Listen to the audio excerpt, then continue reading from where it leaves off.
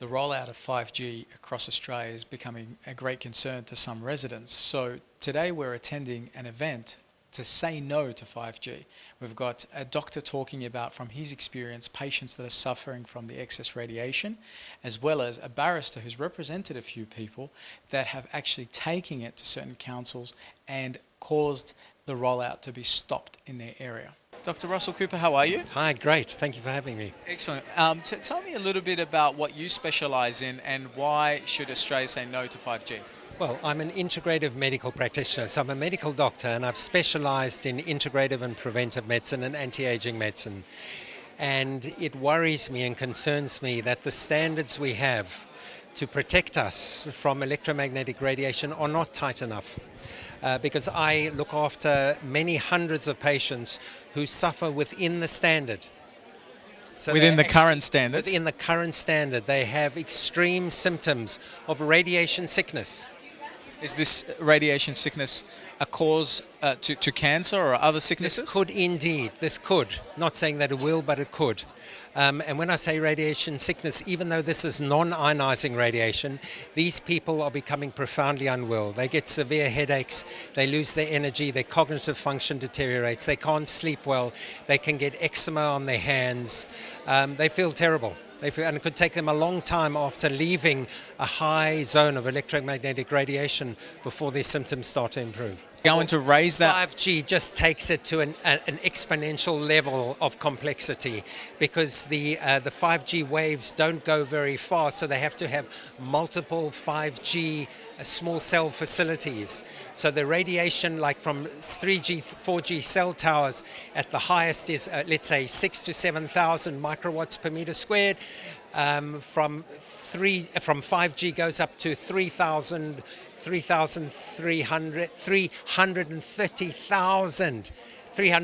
this is a 50 times amplification.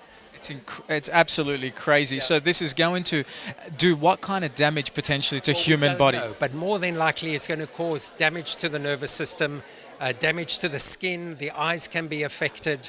Our whole biology can be affected. Now, the protagonists of 5G say, oh, it's only skin deep.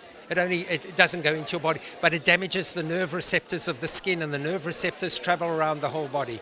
There's studies back from Russia which show that there is mitochondrial dysfunction, there is bone marrow dysfunction, there is cardiovascular dysfunction, there is neurologic dysfunction. This is across the board. This is very dangerous technology. Have you seen people actually being affected by radiation and 5G? Yes. I've been dealing with this for 6 years, and I've had plenty of clients who have actually, basically in my office, absolutely being very ill, very unwell, had doctors' opinions to back up their claim, and then obviously taken it to court and done some serious litigation to try and stop these things. Yes. And have you had some success in actually stopping some of these towers from going ahead? Yes, very much so. The best one to explain would be in Wilson's Creek in Queensland, where this is Mullumbimby. We stopped Telstra under a development application. They wanted to install a high impact facility there, and we also was very working hard with 5G with TPG to stop their rollout in Dundas Street in Randwick. And but not only there, I had 30 other clients or communities within the country, and we managed to stop TPG completely in Western Australia. In Victoria, New South Wales and Queensland. Yes. Hopefully in Western Australia as well. Well, that's what we're here for, to try and spread the word, yes. What brought you to today's event? So I've been very interested in electromagnetic radiation for years. So I've been researching, studying.